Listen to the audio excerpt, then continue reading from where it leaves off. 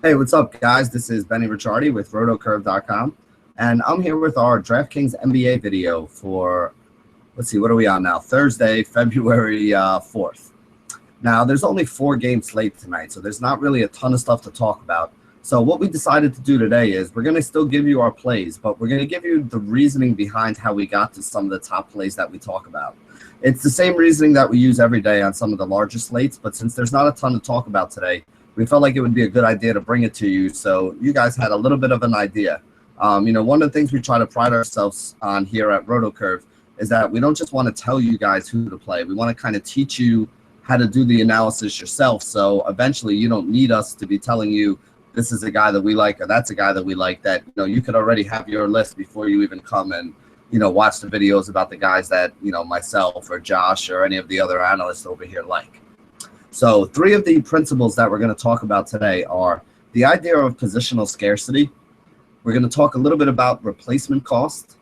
And then finally, we're going to talk about the difference and how we use these ideas in our cash and GPP rosters. So the first thing we're going to talk about is positional scarcity. And I think the best way to do this is you look at the 2 top options that we have on the board today, the 2 most expensive guys that you can pay up for.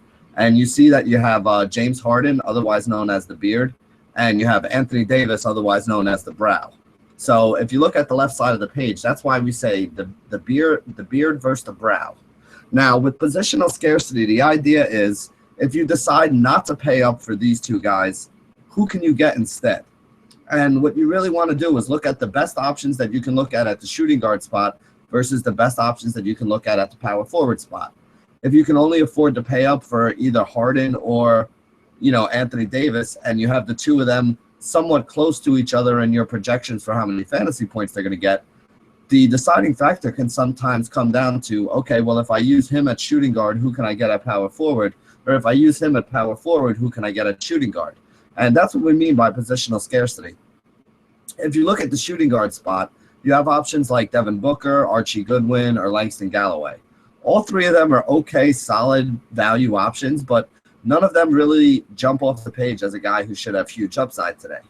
Whereas if you look down at the power forward options and the prices that some of those guys are at, you do have Markieff Morris cheaper than guys like Booker and Goodwin, and you have Josh Smith for cheaper than Galloway. Now, with Terrence Jones, Montejunas, and Capella all likely out tonight, should be a lot of minutes out there for Josh Smith. So if I'm going to spend down in the $5,000 range between Josh Smith and Galloway, I think Josh Smith is the guy I'm going to go for. Now, with Hornacek out of town, we know Markieff Morris's role, has improved and has grown.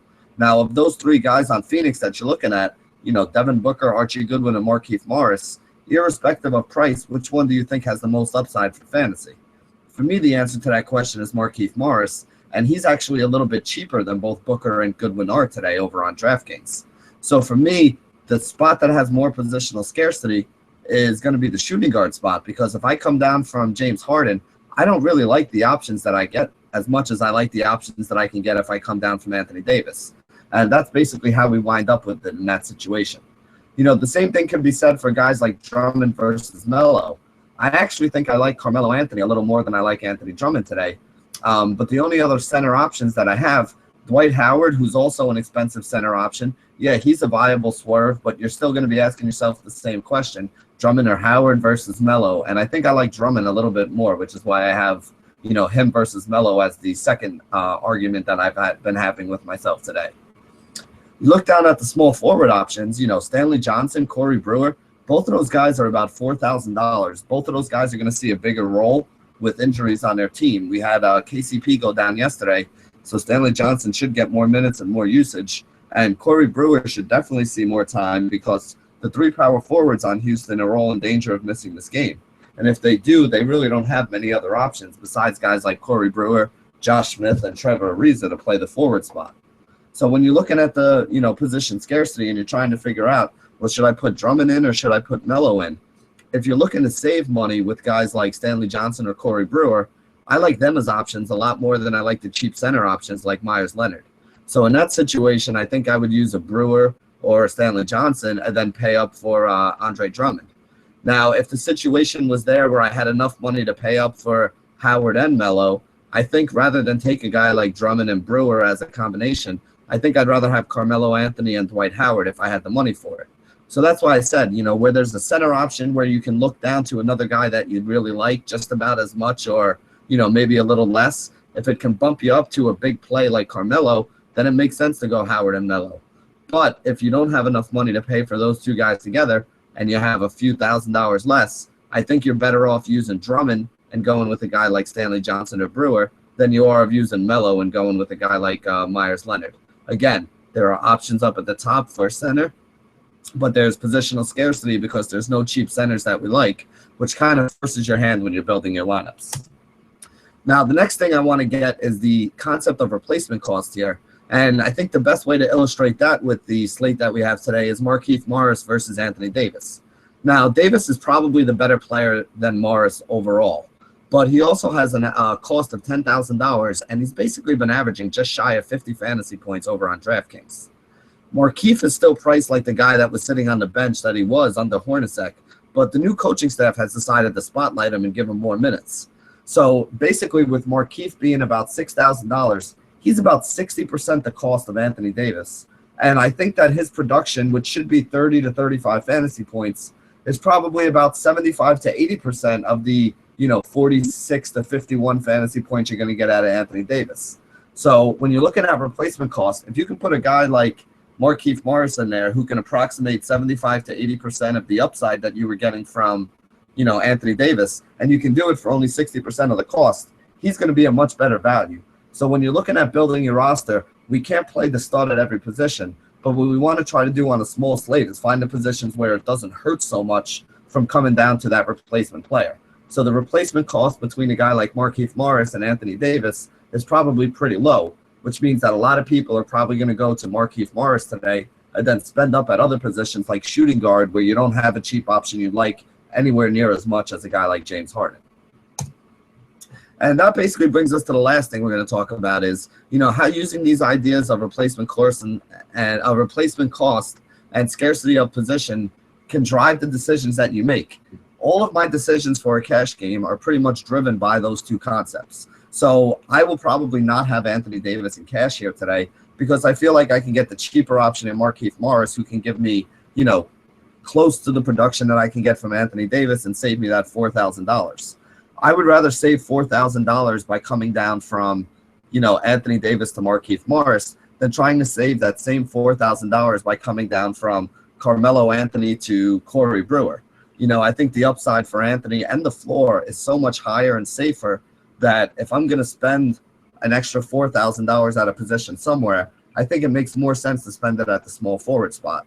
So I'd rather spend up for a guy like Carmelo Anthony because I don't like the options below him, rather than spend up for a guy like Anthony Davis, who's probably going to outscore both Carmelo Anthony and Markieff Morris, who I put in there.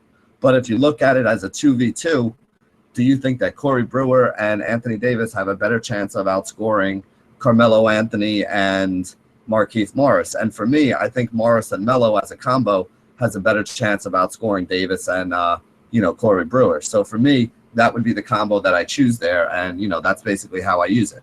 Now, when we talk about GPP versus cash on a short slate, if this is the way we're building our cash lineups, the opposite is what we want to try. We assume that everybody does the smart thing when they're building their lineup. So most people are going to look at that same question of Markieff versus Anthony Davis, and they're going to choose Markieff as well. So for in a tournament, I think it does make sense to pay up for Anthony Davis. Now, paying up for Davis is also going to force you to come down off something else you had. So while I would rather have Melo's safety in a cash game as opposed to Corey Brewer for a tournament, I would rather take the shot on Corey Brewer and Anthony Davis because both of those guys could have a big game. Davis is capable of putting up a 60 fantasy point performance like he did last time. I think he does have a higher ceiling than Melo does, so I like that aspect of it. And if Markieff Morris does have a bad game, or if you use Corey Brewer in that other forward spot instead of Markieff Morris to make it work, what if Brewer has a game where he goes out there and scores, 35 points and has one of his ceiling games, whereas Markieff goes out and has a bad game and only scores 25 or 27? In that situation, you basically have an 8-point lead, or even if the two of them score the same amount of points, you're now going with Anthony Davis, who's likely the better player, against Carmelo Anthony, and you're doing both of those things at lower ownership. So if you can get the lower owned pairing for a GPP and give yourself more upside, that's probably the way to differentiate yourself on a small slate. So even on a normal day, if you can figure out what the most likely chalk cash game lineup is going to be that everyone's going to play, it gives you a good place to look for some of the guys that you want to swerve off of for a GPP. You pick out the 2 or 3 guys in that, chalky cash game roster that you think are the riskiest, and you try to find some guys with better upside, and next thing you know, you're going to wind up towards the top of a, tournament. So like I said, we wanted to try to do something a little different today. The idea that I had was to kind of walk you guys through how I pick some of these guys that I pick overall. And, that's basically what I do on a daily basis. I'll get, all the guys that I like on the list, and then I try to match them up, whether, I put this guy a little bit higher on my rankings than I put that guy, and what are the reasons why. And those are the reasons that we try to bring you in the video. So I figured on top of you guys hearing the reasons, I wanted you guys to be able to understand the process that goes behind it so you can do it yourself. So like I said, it's only a 4-game slate. There's not a lot on the board today. Talked about a lot of the options that we liked already. I do like guys like Reggie Jackson and Beverly at point guard as well. We didn't mention them.